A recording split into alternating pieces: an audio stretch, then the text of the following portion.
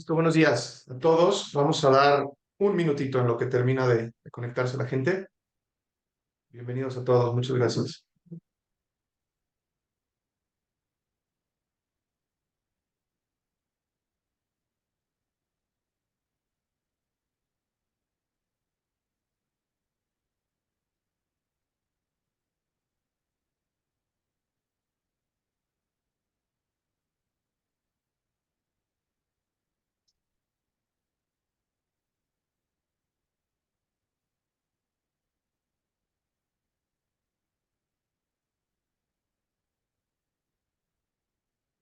Un minutito, comenzamos.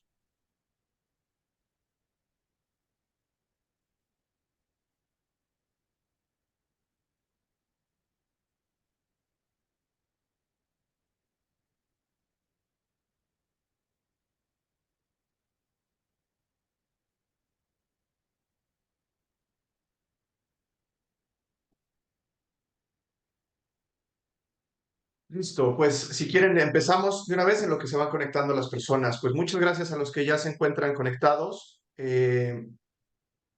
Buenos días, mi nombre es Joaquín Vega, yo soy socio encargado de la práctica de Dispute Resolution de la firma Vega Guerrero y Asociados. Y la intención del día de hoy es tener una breve plática, y digo breve porque usualmente este tipo de formatos nosotros en la firma le damos una duración aproximadamente de una hora 45, una hora y media, una hora 45, pero en esta ocasión estamos planeando que dure entre 45 y 55 minutos nada más. Es un tema bastante puntual. La verdad es que incluso la convocatoria fue un poco apresurada, digamos, salimos a convocar el viernes de la semana pasada, pero tuvimos buena aceptación pues lógicamente por que es un tema ahorita bastante, pues sí, de momento, ¿no? Que es el tema de la reforma del Poder Judicial en México.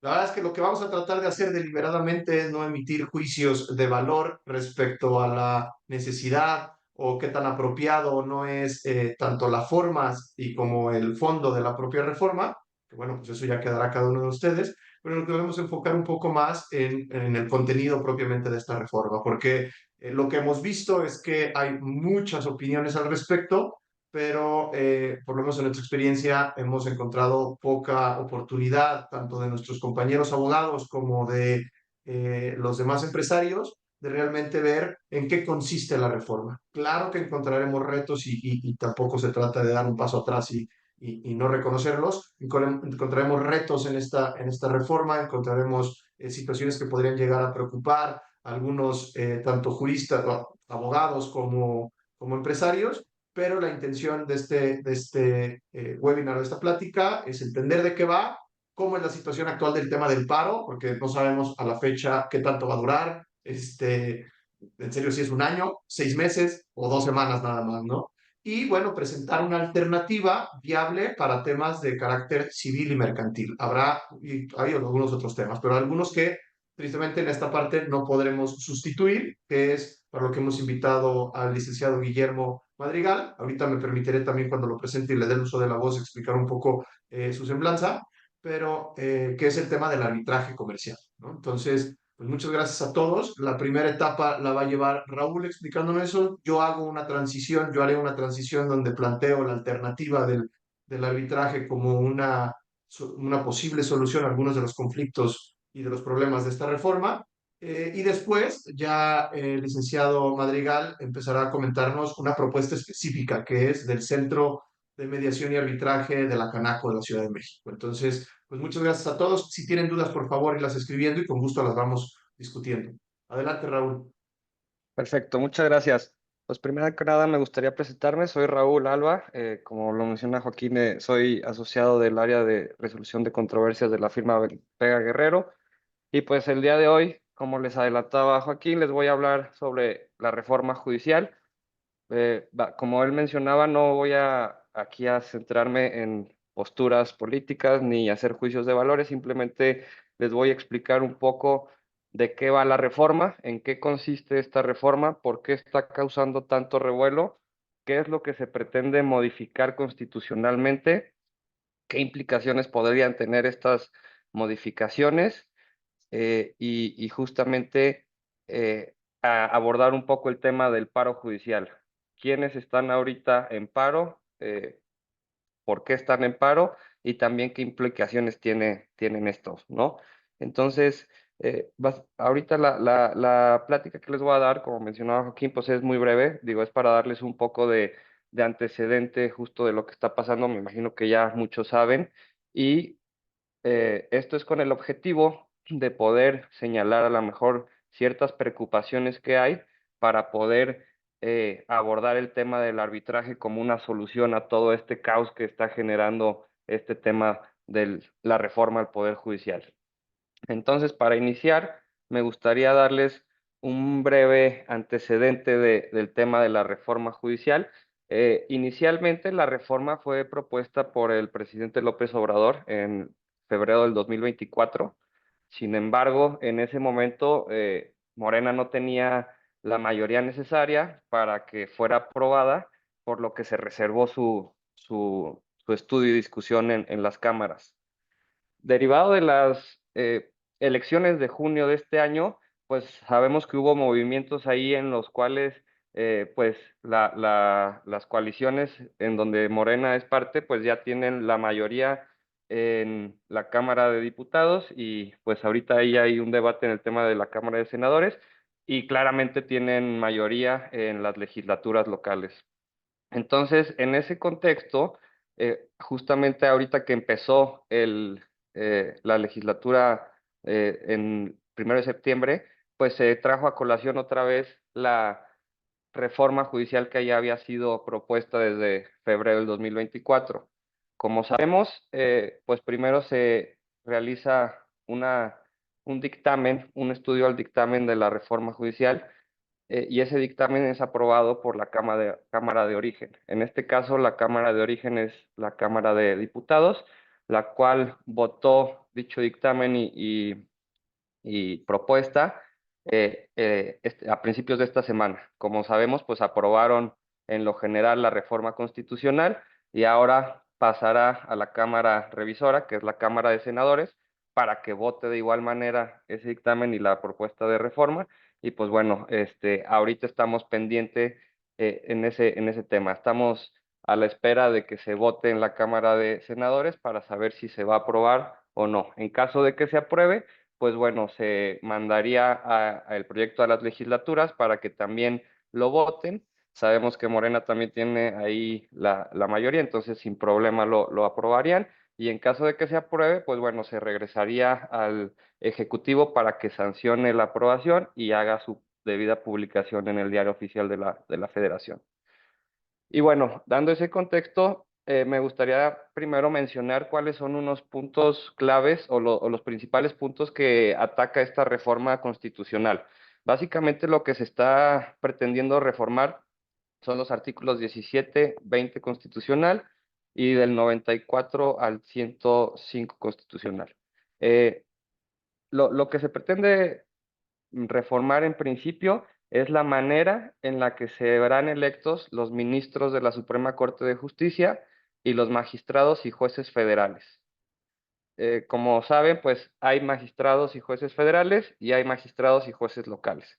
En este caso, la única la reforma que se está proponiendo es solamente para la elección de los jueces, magistrados federales y de los ministros de la Suprema Corte de Justicia de la Nación. Actualmente, como se eligen los jueces y magistrados federales, es a través de concurso abierto. Normalmente se mandan convocatorias para exámenes y procedimientos mediante los cuales los contendientes concursan a través de ciertos pues parámetros que ellos tienen que ir cumpliendo, exámenes orales, exámenes escritos, etc. Y a partir de eso, dependiendo de los resultados, pues ellos aprueban para ser electos como jueces y magistrados y si hay vacantes en las plazas, pues ya pasan a ser jueces o magistrados dependiendo del concurso en el que hayan entrado. Como se pretende ahora es justamente cambiar esa manera de escuela judicial tradicional que se venía manejando para que sea a través de elección popular, es decir, por voto directo de los ciudadanos. Eh, y también otro punto que se está manejando es el tema de la justicia pronta y expedita. Se están ahí manejando unas ciertas modificaciones al artículo 17 y 20 constitucional para efecto de que la justicia sea un poco más pronta y expedita y bueno, que justamente ya está previsto eso, pero implementar ciertos mecanismos que garanticen esa justicia pronta y expedita. También se pretende modificar el Consejo de la Judicatura Federal, más bien extinguir el Consejo de la Judicatura Federal para efecto de crear nuevos órganos de administración.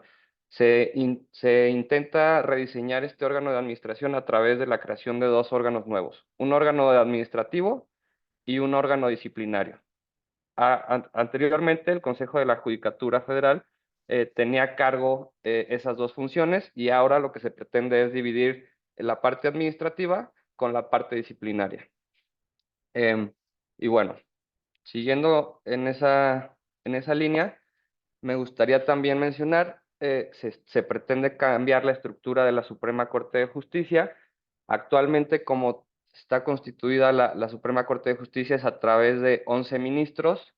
Estos 11 ministros son propuestos a través de una terna por el presidente y el Senado de la República los vota.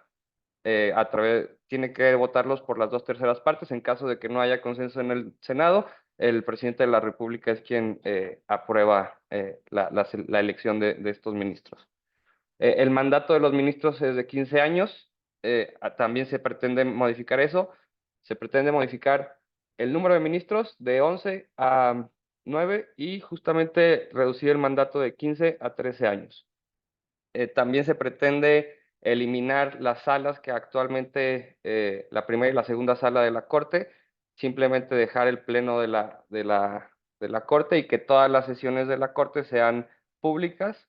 Y bueno, los requisitos para ser ministro básicamente quedaron igual. Por otro lado, em, el tema del Consejo de la Judicatura Federal, bueno, como antecedente, en 1994 ya había existido una reforma en la que justamente pues se habían incluso reducido el número de ministros y se creó el Consejo de la Judicatura Federal para efecto de pues llevar la administración y la pues guía del Poder Judicial Federal. La manera en que se estructuró este Consejo de la Judicatura Federal fue a través de 7 consejeros, en el cual el presidente de la Suprema Corte de Justicia funge como presidente de la Suprema Corte y del Consejo de la Judicatura Federal. Eh, También hay 3 consejeros que son nombrados por la propia Suprema Corte, 2 por el Congreso de la Unión y 1 por el presidente de la República. Actualmente, como se considera esta reforma, o como se está planteando, es eliminar este órgano, el Consejo de la Judicatura Federal, para crear 2 órganos nuevos, que es el órgano de administración del Poder Judicial y el órgano de disciplina judicial. Los consejeros, o más bien magistrados del Tribunal de Disciplina Judicial, también van a ser electos a través de voto popular.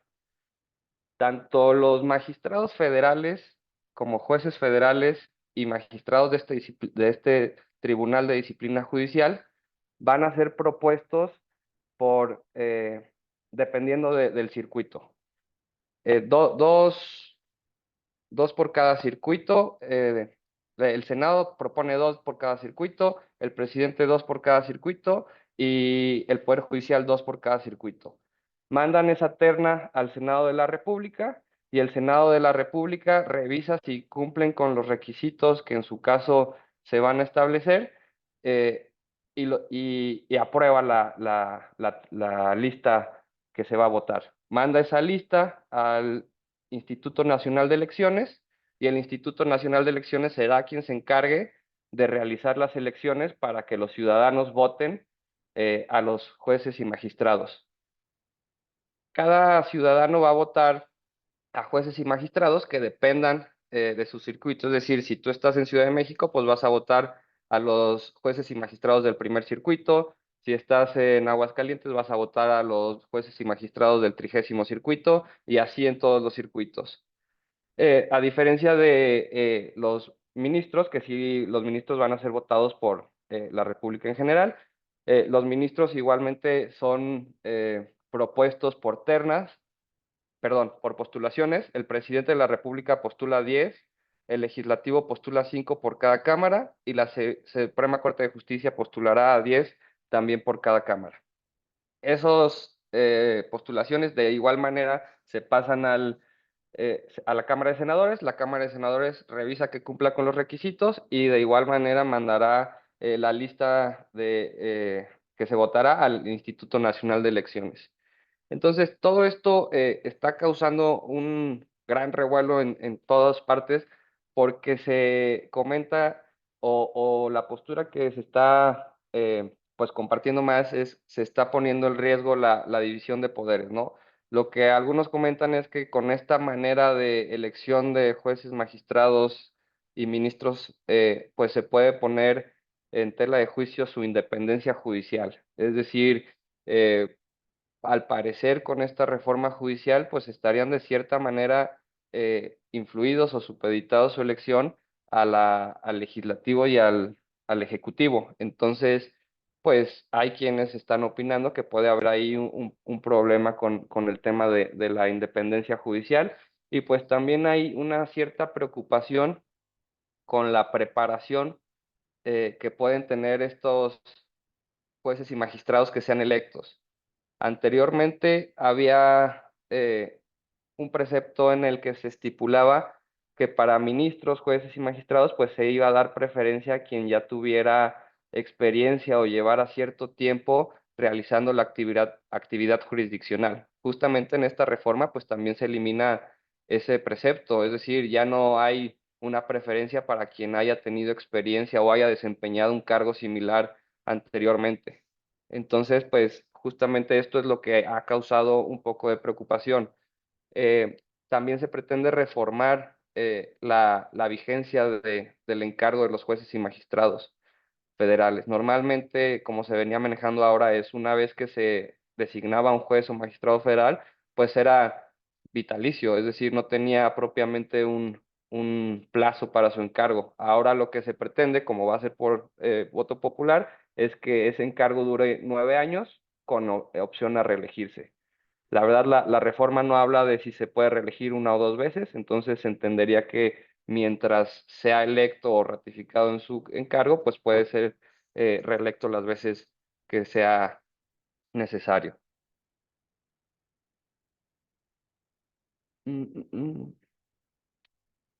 Em, Como les mencionaba, también se está proponiendo la creación de dos nuevos órganos, el órgano administrativo para la gestión del Poder Judicial y una escuela judicial también, y el Tribunal Disciplinario para sancionar a los funcionarios del Poder Judicial Federal. Dentro de estos órganos se establecen ciertas pautas en las cuales van a poder sancionar a los jueces y magistrados que no impartan justicia de manera pronta y expedita, que justamente es otro punto que la reforma está tocando.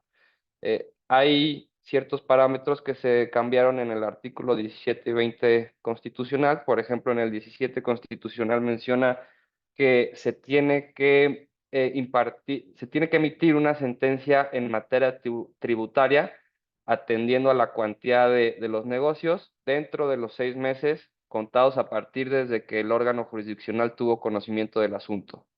En caso de que no se emita una sentencia dentro de este plazo, se tendrá que informar al tribunal disciplinario para que una vez oído al tribunal jurisdiccional y exponga las causas por las cuales justifique el retraso, pues sancione o no esa situación.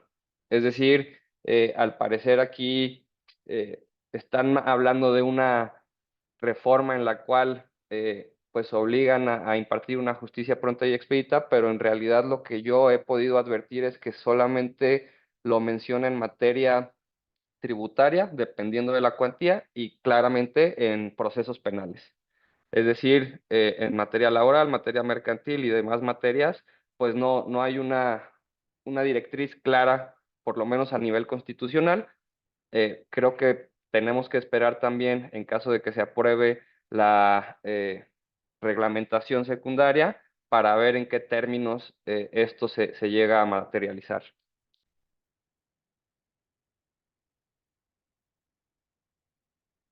Otro de los puntos que también se está abordando en la reforma constitucional, que es un discurso que ha estado llevando a cabo el Ejecutivo, es la eliminación de la pensión vitalicia de los ministros, jueces y magistrados, y también de la regulación de los salarios. Se reformó constitucionalmente el tope de los salarios de los ministros para efecto de que no pueda ser mayor al del presidente y que justamente se ajusten al presupuesto que se emita. Anteriormente no había ese limitante, pues bueno, ahorita ya se estableció ese tema y pues bueno, tendremos que también esperar a la reglamentación secundaria para ver cómo se materializa este tema.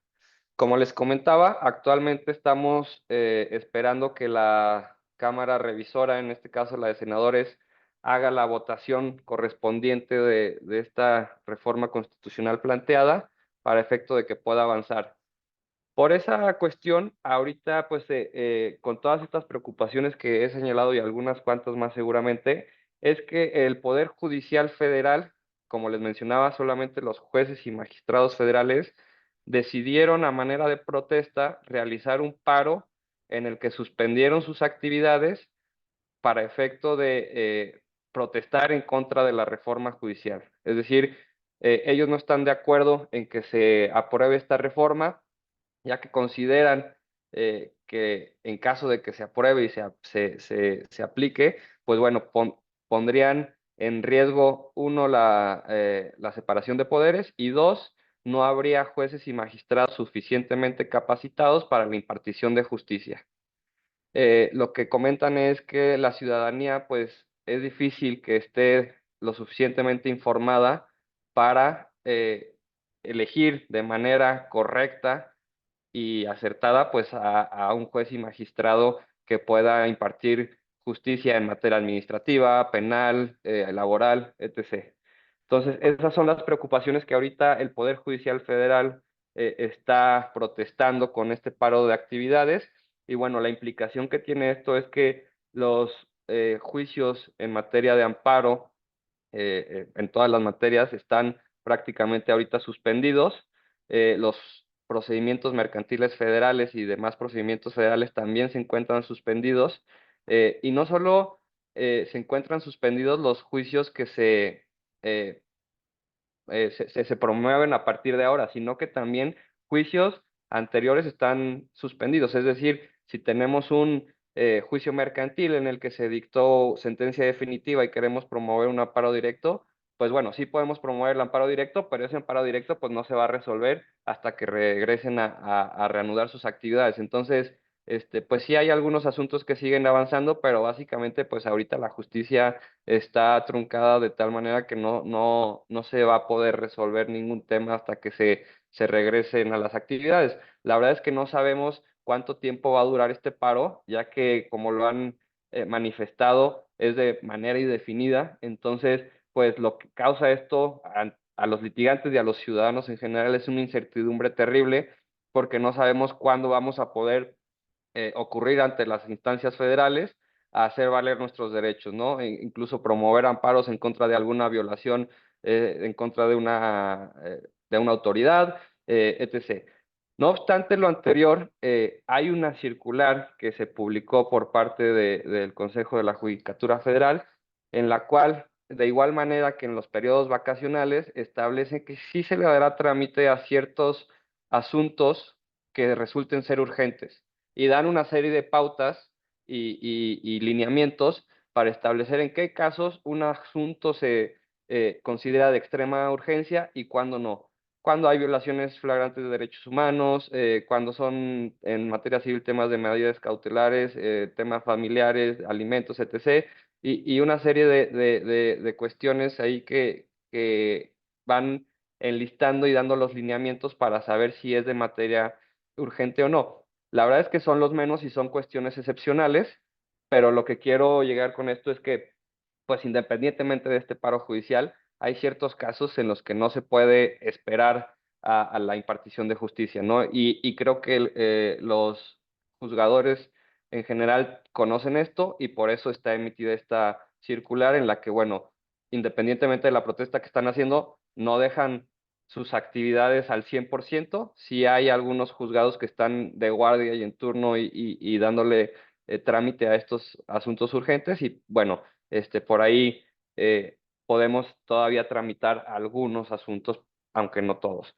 Pues básicamente esto es lo que está causando ahorita la incertidumbre. ¿Se va a aprobar la reforma? ¿No se va a aprobar? En caso de que sí se apruebe, en realidad va a tener las implicaciones que están manifestando, no va a tener las implicaciones que están manifestando. Y pues bueno, ante esa incertidumbre, nosotros también lo que habíamos analizado y lo que estamos analizando justamente es, pues, por lo menos en los procedimientos privados y arbitrables, pues irnos al arbitraje a través de la cláusula arbitral y es justamente lo que Joaquín les va a comentar a continuación. Y En caso muchas de que tengan, gracias. gracias, Sí, si adelante, tienen adelante. dudas o algo, lo pueden ir escribiendo y lo podemos revisar al final. Justo eso iba a comentar. Mientras, si quieres, dame chance yo también de... Bueno, yo no tengo presentaciones, la verdad es que nada más tengo un QR para que me sigan en las redes sociales, pero mientras, de todas maneras, es una participación bastante corta de transición para poder darle la palabra a Liceo Madrigal. Déjame ver aquí cómo hago esta... Sí, es algo así. Pero sí, efectivamente, eso iba a comentar de los temas muy específicos de la reforma, de las preocupaciones que hay, que tratamos de abordar o de exponer pues los invitamos a si tienen dudas, por favor, a escribirlas en nuestro chat, ¿no? Entonces, recapitulando un poco cómo es la preocupación es, actualmente nos encontramos en un paro del Poder Judicial Federal, es decir, no hay juzgados, no sabemos cuánto tiempo van a estar así, ¿qué es lo que se puede analizar? Es si existe esta aprobación por parte del Senado, que parece que es el último bastión donde queda, porque por lo menos hasta hoy en la mañana todavía no se define si ese senador que le hace falta a Morena para votar ya lo tienen o no, parece que todavía no, porque pasaría después a los estados donde parece que Morena, bueno, no parece, Morena tiene pues la gran mayoría del estado, de los estados, ¿no? Entonces, eh, mientras eso sucede, y si sucede, pues lo más probable es que este paro se prolongue y se alargue hasta que termine el proceso de reforma, cuando menos, ¿no? Sin embargo, de ahí siguen varias batallas más, como lo dijo Raúl, la parte de específicamente cómo van a ser las votaciones y todo eso, pues es en una legislación secundaria que todavía tomará varios meses para poderlo sacar. Entonces, la preocupación actual es que el Poder Judicial Federal está detenido, relativamente, ya dijo Raúl cuáles son las excepciones, y no sabemos cuánto tiempo más va a estar detenido, ¿no? Aún así, aunque se decida retomar las actividades, lo más probable, tristemente, digo, pero nada más es una mención de la realidad, es que, bueno, pues termine aprobándose esta reforma, ¿no? Y entonces estaremos en la presencia de las preocupaciones que Raúl también ya nos mencionó, que es básicamente la independencia o imparcialidad de los jueces que sean votados. Ya se ha discutido mucho la posibilidad de que existan poderes fácticos que intervengan en estas elecciones y que generen una especie de débito por parte de los jueces que queden nombrados con quien apoyó sus campañas. Y no solo eso, sino también la competencia técnica de las personas que queden como jueces, ¿no? Si no traen esta carrera judicial, y si no pasa esto, pues esa es la preocupación que hoy en día se está expresando, ¿no? La realidad es que a mí, y quedamos queremos hacer juicios de valor, pero creo que yo nada más estoy haciendo una apreciación de la realidad, es que es como ese mal chiste, pero chiste al final, donde dicen, oye, ¿qué vamos a hacer con los ladrones? Pues les vamos a incrementar 200 años la pena de muerte. Oye, pues mejor agárralos, en lugar de estar incrementándole 200 años la pena, ¿no? Y es lo mismo con lo que está pasando con el tema de los tiempos en las resoluciones. Todos los que, veo que hay algunos abogados conectados, todos los que estamos aquí, creo que podemos estar de acuerdo en que la mayoría de las veces el retraso que sucede en las tomas de decisiones por parte de los jueces tiene que ver con la carga de trabajo que tienen. Y si no están abordando esos problemas sistémicos de falta de, digamos, mecanismos de mediación para poder evitar el número de juicios o de ampliar la plantilla, pues aunque modifiquen la constitución, o sea, es humanamente imposible alcanzar los términos que se están manejando. Y o si se tratan de hacer en esa forma, pues va a tener un impacto en la calidad. Muchas veces dicen, ¿lo quieres rápido o lo quieres bien? ¿No? Entonces, ese también es un problema que vamos a tener. Y por eso nosotros sabemos que existen alternativas o queremos presentar una alternativa para algunas cosas. Sabemos que no resolvería los temas relacionados con derechos humanos, con temas de familiar, con temas penales, pero para la parte mercantil, al menos, y civil, sí que hay una alternativa para poder, digamos, dar un paso a un lado de tener esta situación, ya sea del paro que se prolongue o de esta situación con los juzgadores, que es precisamente el arbitraje. Y yo voy a definir nada más el arbitraje ahorita para lo siguiente que voy a explicar, seguramente Guillermo lo va a ampliar un poco más, pero el arbitraje, mal dicho, pero muy coloquialmente, es como un litigio privado, donde las partes, en lugar de acudir a estos juzgados estatales que están puestos por el gobierno, con jueces del gobierno, deciden contratar a alguien, estoy usando términos que no son necesariamente apropiados, pero bueno, para que se entiendan muy bien, contratar a un abogado experto que les resuelva un determinado conflicto. Y esa resolución que exista, perdón, vía de laudo, es vinculante para las partes. Es básicamente una sentencia, ¿vale? La característica que marca nuestra legislación de arbitraje, que es el Código de Comercio actualmente, en la última parte, es que son vinculantes y no admiten recurso alguno. Entonces, no hay ni apelación ni amparo propiamente para cuestiones de fondo.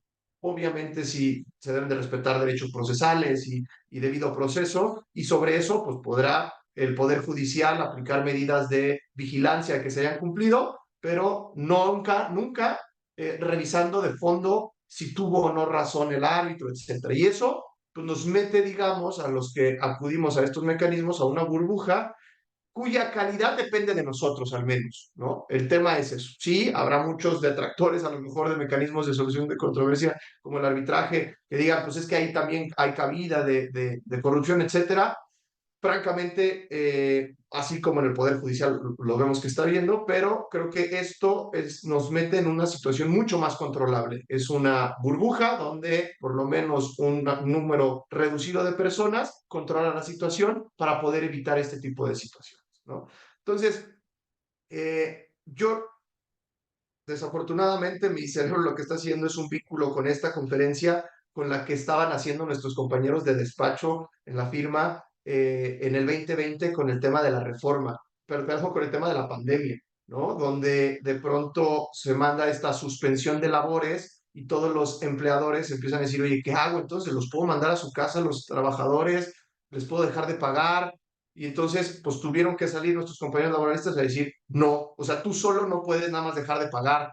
Lo que sí puede haber, entonces empiezan a proponer es convenios modificatorios a la relación contractual que existe para atender esta pues, realidad que el día de hoy hay, ¿no? Y es un poco lo mismo que estamos en esta conferencia postulando. O sea, existe la posibilidad de que se haga un paso a un lado de acudir a los tribunales judiciales para resolver problemas civiles y mercantiles, solo si hay un convenio entre las partes para poder acudir al mismo y antes de que exista el conflicto, porque el arbitraje nace propiamente de una cláusula arbitral o de un compromiso o un convenio arbitral que puede tener la forma de un contrato, de una cláusula, perdón, en el contrato principal o de un convenio separado, ¿no?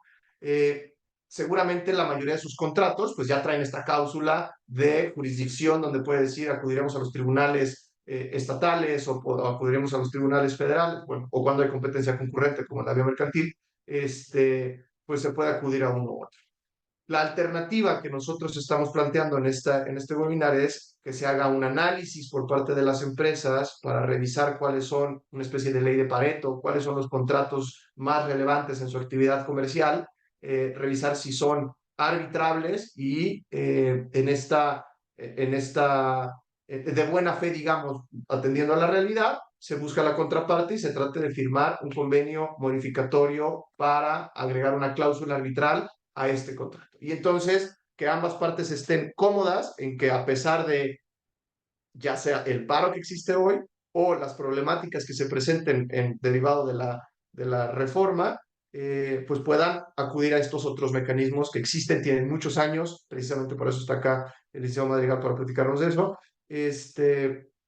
pero para poderlo plantear, ¿no? Entonces, son convenios relativamente sencillos. También el que quiera, después de esta conferencia, nos puede mandar un mensaje, un mail, y yo creo que, es más, Guillermo, yo creo que ahorita también va a platicar de eso. Son cláusulas estándar, son cláusulas modelo, que básicamente se hacen copy-paste para poder salvar este tema. O sea, no necesitan acudir necesariamente con abogados, lo recomendamos, pero bueno, si no, ustedes tienen esa cláusula que ahorita les vamos a proporcionar para que puedan hacerlo. Entonces, para hablar más del arbitraje, más a detalle, yo nada más hice esta pequeña transición, invitamos a Guillermo Dafir Madrigal. Guillermo actualmente se desempeña como secretario general del Centro de Mediación y Arbitraje de la Cámara Nacional de Comercio de la Ciudad de México. Guillermo tiene experiencia en arbitraje desde una perspectiva privada y también gubernamental, ya que ha pertenecido a diversos despachos practicantes en la materia y trabajó en la Secretaría de Economía en el equipo de solución de controversias, en donde atendió los arbitrajes de inversión presentados en contra del Estado de México. Entonces, pues estamos de gala porque nos hizo el honor de estar con nosotros y la idea es cederle la voz para que nos platique un poco más, digamos, de cómo funciona la estructura de un arbitraje administrado. Sí, administrado, correcto, a diferencia del arbitraje ad hoc. Ahorita nos platicarás de eso, ¿no? ¿No? Bienvenido, muchas gracias. Y dejo de compartir también para que tú puedas ahí. Claro. Bien, pues muy buenos días. Muchas gracias, desde luego, a la firma Vega Guerrero y Asociados por la invitación. Correcto, es por mi parte que voy a hablar del tema de arbitraje. Voy a compartir la presentación.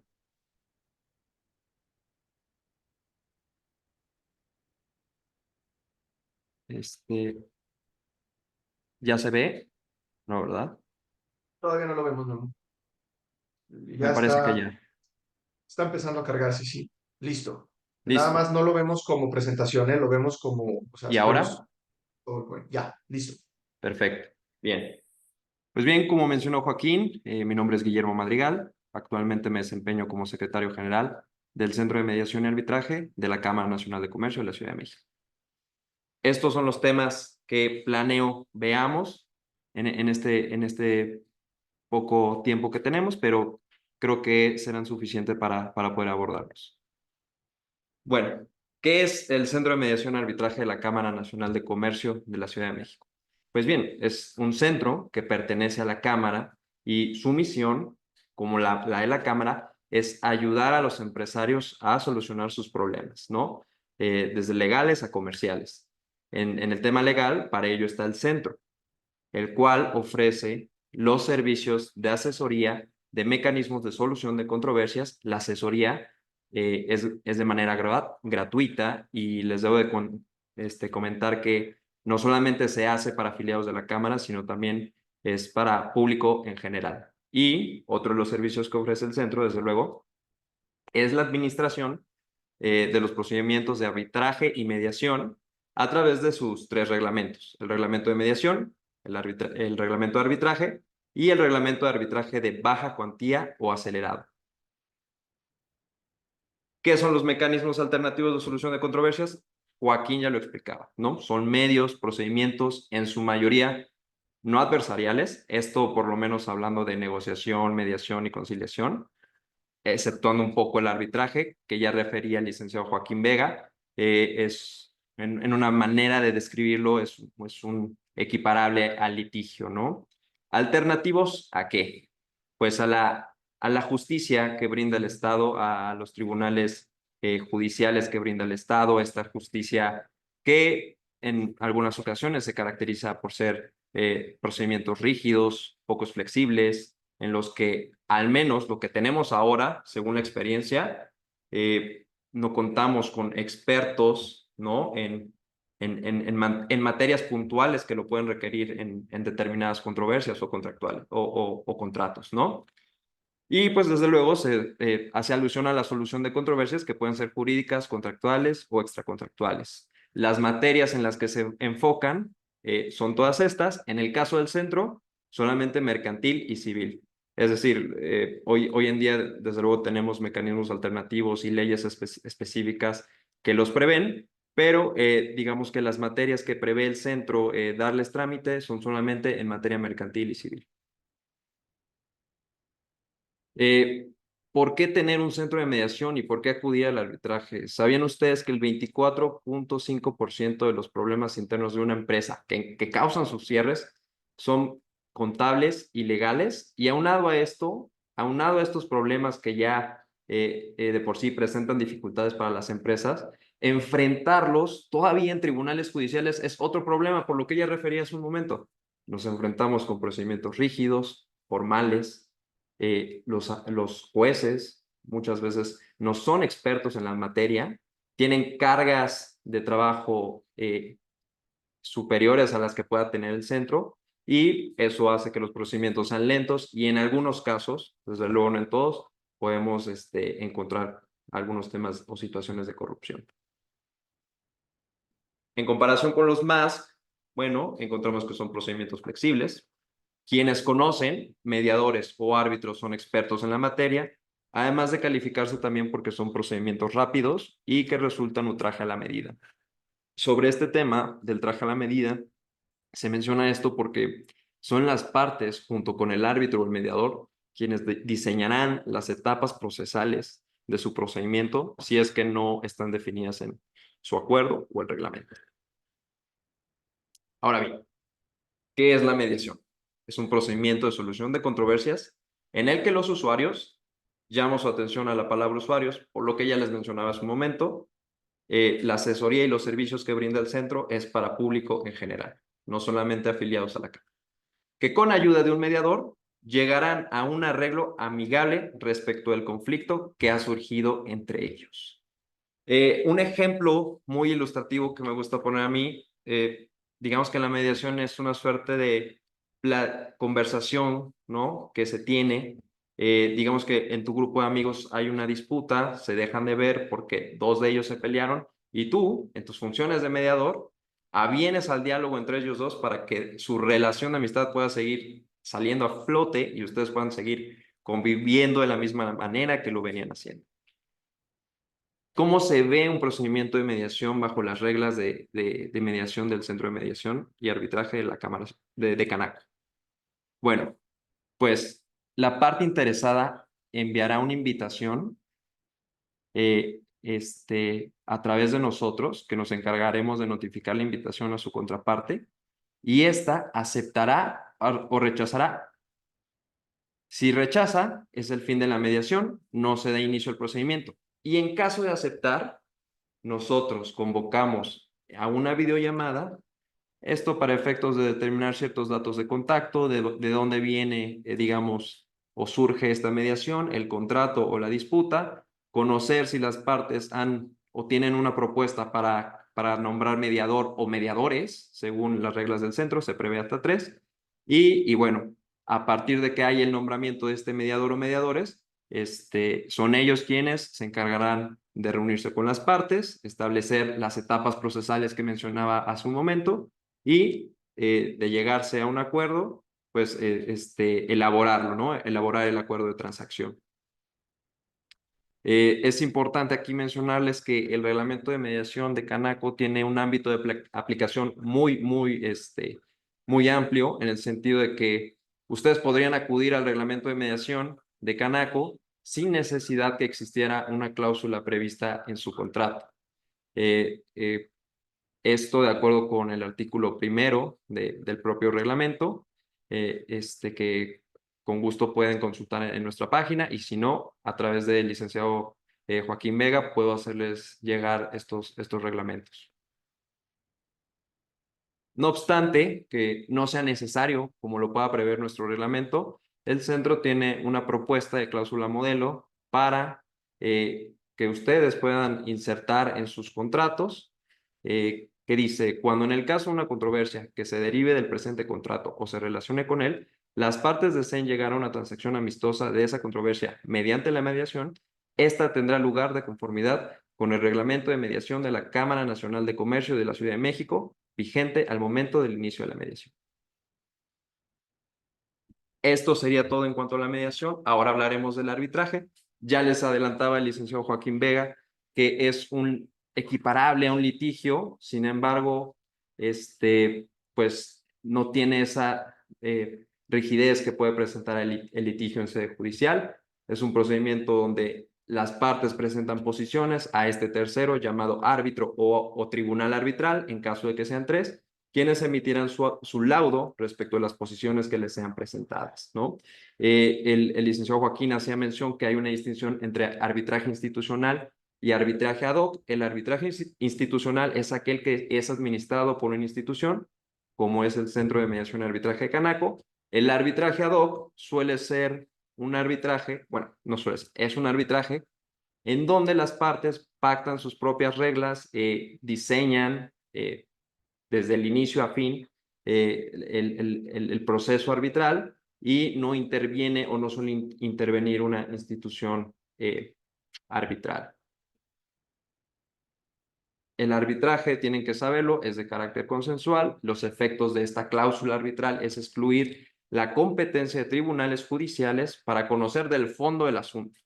El acuerdo debe estar por escrito y solo se puede someter si así se ha pactado. ¿Cómo se puede presentar esta cláusula, compromiso arbitral, acuerdo de arbitraje? Bien, puede estar en una cláusula arbitral dentro de un contrato que previene controversias futuras, o bien, en caso de que las partes no hayan pactado o previsto una cláusula arbitral en su contrato, es un poco lo que venía la discusión con lo que nos mencionaba Raúl respecto al paro de labores. ¿Qué podrían hacer? ¿Qué solución puede haber por parte de las empresas? Pactar un compromiso arbitral, un acuerdo de arbitraje sobre una controversia presente que tal vez está parada en los juzgados en este momento y que las partes tienen el deseo de resolverla mediante arbitraje. ¿Cuál es el contenido mínimo de una cláusula arbitral? Bueno, el ámbito de aplicación de la controversia como tal. Las reglas, es importantísimo determinar las reglas que serán aplicables. Esto para que las partes tengan claridad en cuáles serán las reglas que regirán su procedimiento, serán las de Canaco o las de otra institución. El número de árbitros, esto puede pactarse en la cláusula arbitral o no se puede hacer. De cualquier manera, los reglamentos suelen preverlo. El caso de Canaco suele prever que en caso de que no haya acuerdo por el número de árbitros, será un árbitro el que conozca de la controversia. Esto por una razón de costos. El idioma, el derecho aplicable al fondo de la controversia y desde luego el lugar del arbitraje, que este es un tema importantísimo y por ello yo mismo los invitaría a acercarse al centro o bien con sus abogados especializados en materia de arbitraje para que les asesoren respecto de estos temas.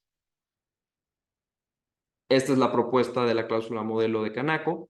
Todo litigio, controversia o reclamación resultante de este contrato o relativo a este contrato, su incumplimiento, resolución o nulidad se resolverá mediante arbitraje de conformidad con el reglamento de arbitraje de la Cámara Nacional de Comercio de la Ciudad de México. Entonces, las recomendaciones: utilicen cláusulas modelo para sus contratos. Muchas veces las partes un poco inexpertas, ¿no? en este uso de mecanismos alternativos de solución de controversias, suelen experimentar, ¿no? con modelos híbridos. Alguna vez me tocó ver una cláusula que prevía tribunales judiciales y a la vez una cláusula arbitral. Entonces, lo cierto es que este tipo de cláusulas modelo subsanan cualquier error que pudiera afectar, ¿no? nuestro trámite de procedimiento arbitral.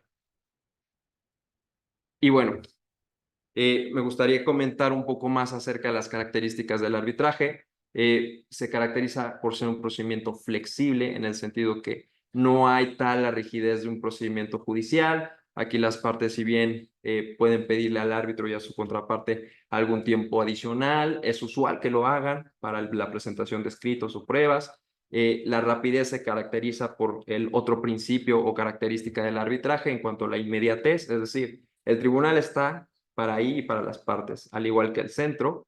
Y esto también, digamos que deviene de la naturaleza, ¿no?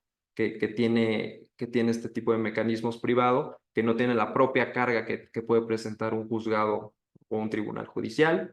Los procedimientos son confidenciales y además debe existir neutralidad de los árbitros, es decir, deben ser imparciales e independientes de las partes. También es importante destacar que las partes son quienes nombran a los expertos que van a resolver sus controversias, haciendo un poco es eco en estos temas de la reforma que estamos viendo. Bien, pues si vamos a elegir, ustedes pueden elegir aquí a los expertos especializados, ¿no? Que es otra característica del arbitraje, que conocerán de sus controversias. Otro principio en el que últimamente he reflexionado es la concentración que hay en el arbitraje, es decir, es el árbitro quien conocerá de todas las excepciones que hagan valer las partes o la contraparte en su caso, y no habrá necesidad que un tribunal de alzada o segunda instancia revise eso, porque es el propio tribunal quien conocerá digamos, de todas las pretensiones que sean presentadas. Y desde luego, la ejecutabilidad del laudo. Esto quiere decir, si tú tienes una contraparte que es extranjera y tiene bienes en el extranjero, a través de una convención llamada Convención sobre el Reconocimiento y Ejecución de Sentencias Arbitrales Extranjeras, conocida como la Convención de Nueva York, ustedes pueden ir a ejecutar a cualquier país ese laudo que el tribunal o el árbitro ha emitido a su favor. ¿Cómo se ve a grandes rasgos un procedimiento de arbitraje comercial o ABC en los reglamentos de mediación, en los reglamentos de Canaco? Se inicia con la solicitud de inicio. En el reglamento ABC se prevé que se presente al mismo tiempo el memorial de demanda, esto en razón de la expeditez misma que digamos que para lo que fue hecho el reglamento. Nosotros como centro nos encargamos de notificar, digamos, esa solicitud y el memorial de demanda. En esa misma notificación se convoca a las partes a una videollamada, misma situación que en la mediación, es para corroborar ciertos datos de contacto, si las partes quieren establecer que la correspondencia se haga por correo electrónico o mensajería, al igual que establecer si se presentará o no reconvención y algunos otros detalles administrativos, por ejemplo, para que nosotros tomamos en cuenta para la solicitud de anticipos. De igual manera, aquí se discute cuál es el monto de disputa con las partes. Se hace el nombramiento del árbitro o los árbitros. Esto también se discutió en la videollamada, si es que las partes tienen una propuesta y si no la pueden presentar posteriormente a la videollamada. Y si no, el centro, a través de su sistema de listas, define quiénes serán el árbitro único en el caso de reglamentos ABC o los árbitros que conocerán de la disputa. Una vez hecho esto, el expediente pasa a cargo del tribunal, ellos definirán con las partes el calendario procesal, la audiencia, la presentación de escritos, alegatos y por último, emitirán su laudo. Estos son algunas diferencias de los reglamentos. En el reglamento de arbitraje comercial, el monto en disputa es a partir de 700,000 pesos en adelante. Conocen 1 o 3 árbitros según la voluntad de las partes. El laudo tiene razones y usualmente se utiliza para controversias complejas.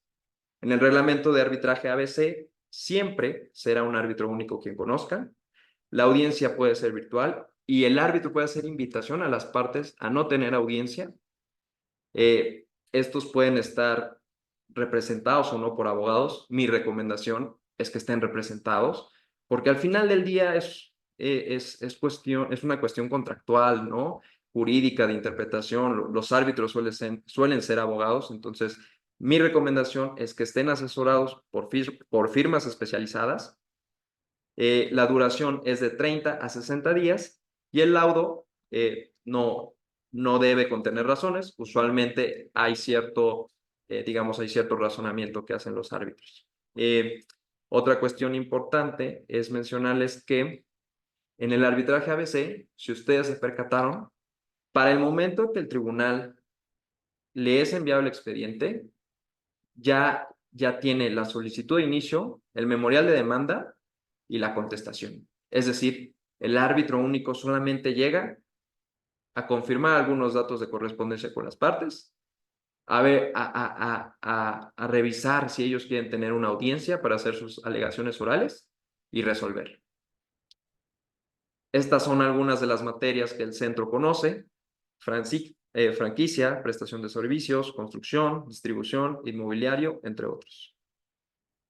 Algunas actividades del centro es la asesoría en la redacción de cláusulas arbitrales, Canaco, desde luego, de forma gratuita para público en general. Desde luego los servicios como institución administradora. Fungimos como autoridad nominadora, esto para procedimientos ad hoc, que ya los hemos explicado, o también cuando las autoridades judiciales nos requieren de alguna terna, una lista para un procedimiento arbitral. También realizamos actividades académicas, simposios, talleres, seminarios, concursos de tesis. Próximamente estaremos anunciando al ganador de nuestro primer concurso de tesis en materia de mediación y arbitraje, conferencias, diplomados en mecanismos alternativos de solución de controversias y desde luego la promoción y difusión del uso de mecanismos alternativos de solución de controversias. Y bueno, por último, también tenemos a su disposición la renta de salas para audiencias, reuniones o alguna otra actividad que ustedes deseen. Estos son los datos de contacto del centro. La línea de extensión es mi línea directa, al igual que el correo electrónico. Estamos en Paseo de la Reforma 42, piso 3, Centro Cuauhtémoc, y nos pueden encontrar en redes sociales como Arbitraje Canaco. Sin otro particular, eso sería todo, Joaquín. Y bueno, estoy atento si es que hay alguna duda por parte de la audiencia.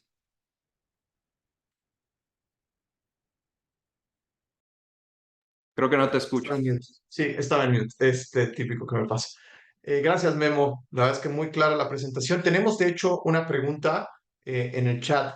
Está dirigido a ti. Te platico. Dice, licenciado Madrigal, ¿cómo puedo saber si mi controversia es susceptible de resolverse por arbitraje o mediación? Y si las partes nombran y pagan a los árbitros, ¿cómo se asegura su independencia? Qué buena pregunta. Ahorita la platicamos si quieres y me das chance también. Estás en ¿Cómo mute, Memo. saberlo? Pues realmente, si es arbitraje, debe estar pactado, como se mencionó durante la presentación. Si llegara a ser mediación o las partes tienen intención de mediar, les decía hace un momento, el reglamento de mediación del centro es bastante amplio. No hay necesidad que exista una cláusula de mediación para ello, entonces se podría realizar sin más. Y si las partes nombran y pagan a los árbitros, ¿cómo se asegura su independencia? Bueno, durante el nombramiento, nosotros como centro requerimos a los árbitros que firmen una declaración de independencia e imparcialidad. Esto de acuerdo con los estándares internacionales que existen en la práctica, y eso es lo que debe dar certeza y seguridad a las partes. Ahora, hago eco un poco en la pregunta, en algún comentario que hacía Joaquín, ¿no? Sobre los profesionales que conocen de esta materia. Si bien es un grupo por ahora reducido, se planea ampliar. Son profesionales de la más alta ética y calidad, por lo tanto se debe de confiar en lo que hacen. Creo que me permites ahondar sobre lo que dices, Memo. La primera parte de la pregunta parece que la podemos interpretar de dos formas. Una es, ¿cómo puedo saber si puedo ir al arbitraje? Que creo que es así, necesitas pactarlo. Y de nuevo, podemos hacer un convenio de mediación o de arbitraje exprofeso para eso. Pero si se refiere a la arbitrabilidad, porque al principio platicaba yo que no está hecho para todos, entonces yo ahí nada más explicaría un poquito. A ver, si estamos hablando de cuestiones mercantiles o civiles, es arbitrable. Es decir, arbitrable. ¿Qué cosas por jurisprudencia, digamos, y que sean empresariales, no son usualmente arbitrables? Cuestiones relacionadas a derecho penal, a derecho familiar, y a derecho de competencia económica. Pero en algunas circunstancias, estos temas de propiedad intelectual, y de otras materias, son arbitrables, ¿no? Creo que la respuesta es, ¿cómo sé si mi controversia se puede eh, arbitrar? La respuesta es, si no es laboral ni penal, lo más probable es que si es de una empresa, sea arbitrable, ¿no? Esa es la primera. Y de la segunda diría, ¿cómo está estructurado el tribunal? Guillermo, no sé tú qué opinas, porque justo para eso está. Hay dos formas de que se constituye el tribunal arbitral, ya sea por tres árbitros o uno solo. ¿De qué depende? Bueno, pues si es una controversia, como dijo Memo, respecto a un arbitraje comercial completo con tres árbitros, una parte nombra uno, la otra parte nombra otro, pero entre los dos se tienen que poner de acuerdo o el centro nombrará al presidente, ¿sale? Y ahí es donde está el centro, ¿no? Porque la lista que tiene el centro de mediación cuando hace esta nominación o el simple hecho de que se pongan de acuerdo los dos árbitros para nominar, está garantizando una imparcialidad suele ser el presidente del tribunal arbitral, y entonces ahí mantendrá un estricto control respecto a este tipo de cosas. Entonces, pues tú pagas uno, si quieres pensar lo peor, porque es válido, y bueno, la respuesta rápida es, la gente que vivimos de esto, literal vivimos de esto, y cualquier mala interpretación que haya respecto a nuestro ejercicio, pues será un negocio, pero se acaba la carrera completa, ¿no? Pero bueno, suponiendo que se contrata a alguien, el otro contrata al otro, y el tercero es el que brinda esta estabilidad.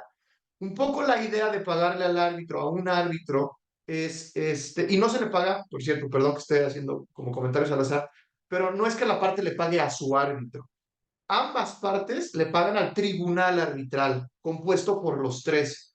En ese sentido, yo le estoy pagando también al de la contraparte, y la contraparte está pagándome al que yo designé, ¿no? Y al tercero. La otra alternativa es que sea uno. Y si es uno, lo más probable es que no se van a poner de acuerdo en quién es, quitando entonces ya este tema de yo voy a escoger al mío. Van a tener que, ya sea un juez si es ad hoc, o por ejemplo en Canaco, les van a nombrar uno, ¿no? En un sistema de listas, donde hay prioridades, etcétera. Pero entonces te nombran a uno que, de nuevo, no es que uno le esté pagando, sino ambos están pagando, ¿no? Y entonces están prestando esto. Entonces, la verdad es que un poco quiero aprovechar este tipo de preguntas para decir una cosa, que es, hay estas teorías que dicen que el arbitraje antecede o precede al Poder Judicial. Entonces, eso nos hace pensar una cosa, está muy bien pensado. O sea, Canaco tiene operando arbitrajes décadas, y la seguirá haciendo, y muchas otras instituciones. Entonces, digamos, todos estos tipos de cosas están bien, eh, digamos, cuidadas. ¿Tenemos otra pregunta, Memo? Salvo que tengas un comentario de lo que dije, podemos pasar a la Sí, segunda. un comentario adicional solamente para completar esta idea que mencionabas del pago de las partes a los árbitros. No pagan a sus árbitros, pagan al tribunal arbitral, pagan el costo del arbitraje y lo hacen de manera equitativa. Entonces realmente no se paga a los árbitros. Sí, de acuerdo, exacto. O sea, pagas los honorarios que determinan desde antes, pero al tribunal en conjunto, Es ¿no? correcto. Tenemos la pregunta que dice, ¿cómo ha sido su experiencia ejecutando laudos? ¿Es necesario acudir siempre a un juez para hacerlo? ¿Y cuando han acudido a un juez, qué actitudes toman frente a esta solicitud de ejecutar? Si me permites, ahí empiezo y luego me ayudas Claro, tú con tu claro. comentario. Mira, todos los que nos dedicamos a arbitraje nos encanta ahí citar un estudio muy famoso anual que saca la Universidad de Queen's Mary en Londres, donde hace un estudio global respecto a esta pregunta que acabas de hacer. ¿Cuál es la tasa de cumplimiento voluntario de un laudo arbitral? ¿No? Y se ha dicho que el arbitraje bien llevado, como la mayoría debería ser, es tan grande la sensación de cada uno de los litigantes o abogados de parte de haber sido escuchados y vencidos en juicio de manera clara, que el cumplimiento voluntario de las sentencias es del 80%, de los laudos, perdón, es del 80%, ¿no? Entonces, y perdóname, nosotros también litigamos, o sea, litigamos en Poder Judicial. Yo creo que no llegar ni al 1%, ni al 1% las sentencias emitidas por tribunales judiciales que se cumplen de manera voluntaria. Entonces, la respuesta es, la mayoría de las veces los laudos se cumplen de manera voluntaria. Eso es la respuesta. Y respecto a si es necesario un juez, pues no, habrá cumplimiento, pero existe esta posibilidad de ir con un juez. Y los jueces, pues hay de todo. Esa es la respuesta. Y bueno, pues está muy ad hoc tu pregunta, yo creo, al sistema de la reforma. Y yo creo que ni siquiera se trata de una cuestión de recelo. Antes sí había, porque había menos esfuerzo de las instituciones administradoras de acudir al Poder Judicial a explicarle que somos un equipo, digamos, la parte que hace arbitraje con el Poder Judicial son un complemento. Y entonces hace a lo mejor muchos años había una especie de recelo de los jueces de decir, ¿cómo es que un privado estuvo administrando justicia? Yo soy el que tiene incluso la Constitución antes decía, ¿no? El monopolio de la administración de justicia. Y entonces, ya hoy no. En todo caso, cuando empiezas a entender, cuando ves un problema en la ejecución, suele ser derivado del desconocimiento de los jueces en algunas zonas del país porque no hay tanto movimiento de arbitraje. Pero yo en mi experiencia he tenido oportunidad de cuando estoy haciendo ejecuciones, ir con el juez y decirle, juez, mire, le dejo este paper, pues este artículo publicado de esto, le dejo este libro, le platico esto, y la mayoría de los jueces pues han estado en una posición de, bien, estoy abierto. Este tema de que los jueces son expertos es una gran falacia que nos hemos contado a nosotros mismos. Los jueces no pueden ser expertos de todo el derecho y de todos los procesos. Para eso somos los abogados de parte, ¿no? Que estamos aportándole esta guía y listo. No sé, Memo, ¿tú qué opinas respecto a la pregunta? Bien, o sea, ¿es necesario para ejecutarlo como tal acudir al juez? Sí, para el cumplimiento voluntario, como dijo Joaquín, no, usualmente las partes cumplen y yo creo que ante este panorama que se vislumbra es necesario forjar e implementar esta cultura empresarial, ¿no? Algunos panelistas, incluso practicantes famosos en México, aluden a que es un pacto de caballeros, ¿no? Entonces, lo pactaste, cúmplelo, perdiste, cumple. Eh, y sí, sobre la recepción del arbitraje, digamos, en el Poder Judicial ha sido en los últimos años, creo que más pro arbitraje que en otros, justamente por el esfuerzo que han realizado las instituciones arbitrales en acercarse al Poder Judicial. De hecho, tenemos como observadores judiciales aquí en la Comisión de Mediación y Arbitraje Canaco a un ministro de la Suprema Corte y a un magistrado del Poder Judicial, justamente para que vean lo que realizamos, la calidad con la que se hace, la transparencia e independencia, ¿no? Que se hace de cualquiera. Hay un laudo muy famoso, un laudo, perdón, una sentencia de la Suprema Corte que justo planteó el actual paradigma de hasta dónde se pueden meter los jueces al arbitraje, al contenido, para revocarlo o para no ejecutar. Y les dejó una ventana del tamaño de una aguja, ¿no? De ahí chiquitito, donde dice, solo si ves violaciones graves, muy graves al procedimiento, al punto donde pues, este cuate nunca lo notificaron, no es claro, solo ahí te puedes meter. Pero nunca respecto es que esta prueba lo hizo mal, debió de haber valorado diferente la prueba. Pues es que le dieron mucho tiempo para contestar a las partes, debió de haber sido menos. No, yo no estoy de acuerdo con el árbitro, creo que la conclusión que arrojó estuvo mal, debió de haber hecho eso. Eso ya ha dicho la propia Suprema Corte de Justicia, no lo haces. Entonces, cuando tú vas con un juez a ejecutar, las excepciones que puede presentar la contraparte de decir, no, espérame, no me lo ejecutes, nunca van a ser, estuvo mal juzgado, como en una apelación o como en un propio amparo directo, ¿no? Oye, es que cometió un error en la forma en la que consideró la situación. Y yo creo que eso ha abonado precisamente a que el marco de actuación de un juez sea muy pequeño para poder revocar estos lados. Listo. No sé si hay alguna otra pregunta. Ojalá que sí, porque nos gusta contestar preguntas. Y si no, bueno, pues agradecerte, Memo, tu participación. La verdad es que fue muy claro. Repetirle, y yo creo que eso es algo que luego no sabemos, ni los propios usuarios del arbitraje, todos estos servicios auxiliares que tiene la Canaco al público en general, ¿no? Este tema de, oye, ayúdame con la cláusula arbitral, etcétera. Entonces, qué bueno que nos lo haces saber.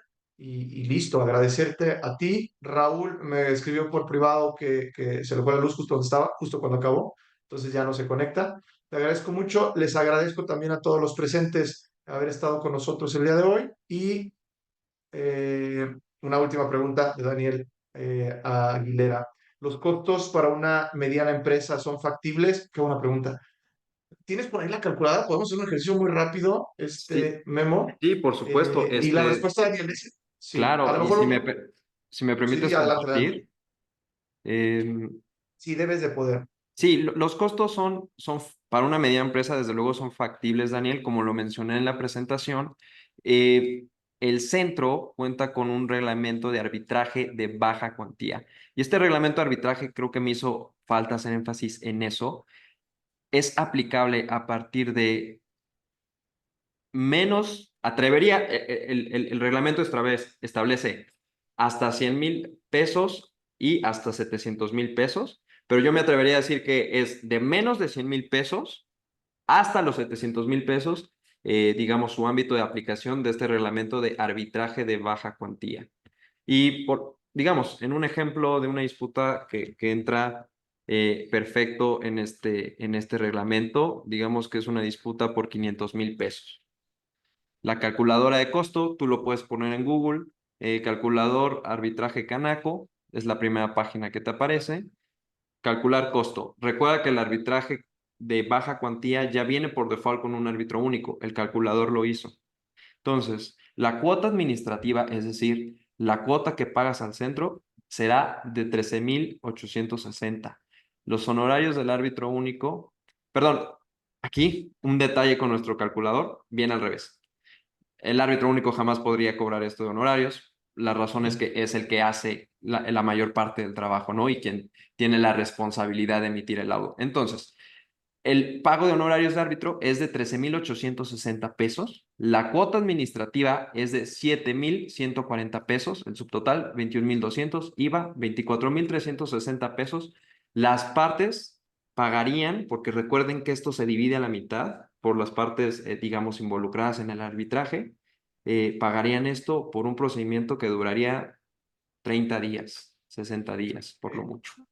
Sí, sí, sí. Hay que sumarle ahí los gastos. Altamente recomendable, de nuevo, contratar a un abogado para llevar, por muy pequeño que sea este procedimiento, sumarle los abogados de la contraparte, pero también esos son recuperables en vía de laudo, ¿no? O sea, si tú Correcto. fue claramente el incumplimiento de la contraparte, tanto los honorarios de tus abogados como los honorarios del costo del arbitraje estarían impactados en el laudo. Entonces, la verdad es que, adelante, adelante. Si me permites, incluso si la contraparte es una contraparte que decide irse en rebeldía, no participar en el procedimiento, incluso participar, pero tal vez no pagar lo que le corresponde de cuota, es algo que al final del día puedes repetir, ¿no? Ya en el laudo, en instancias judiciales. Sí, definitivamente. Y yo creo que lo más importante ahí, más allá de los 24,000 pesos, o sea, lo que se vuelve altamente deseable o como un buen aspecto de esto es que es un laudo que, sí, en el peor de los casos te tomará 4 meses, ¿no? Cuando yo a veces platico con los clientes, digo, la complicación que tenemos los abogados litigantes es que un juicio de 500,000 pesos y uno de 50 millones de pesos es el mismo juicio y nos va a tomar el mismo tiempo y van a ser los mismos conflictos, la misma longitud.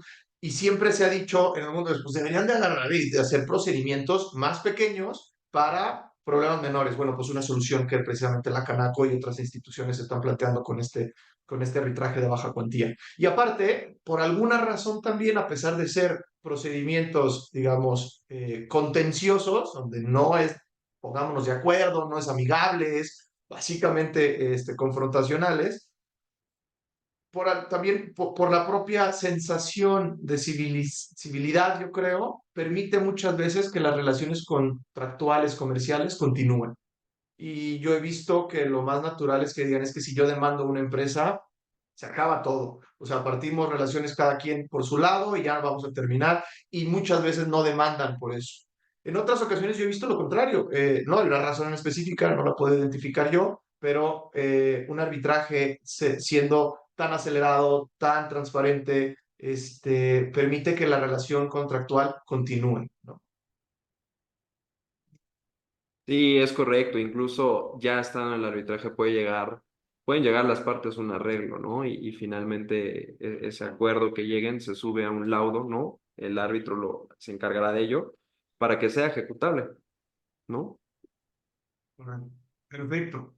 Listo, pues ahora sí, muchísimas gracias a todos por acompañarnos el día de hoy. Gracias a ti, Memo, de nuevo. Y cualquier cosa, por favor, no duden en escribirme, ya sea a nosotros a la firma o a Guillermo para cualquier tema relacionado con esto y por si los podemos apoyar para hacer esta cambio de sus contratos principales mercantiles de Poder Judicial a arbitraje para poder evitar luego este tema de los paros y de las reformas.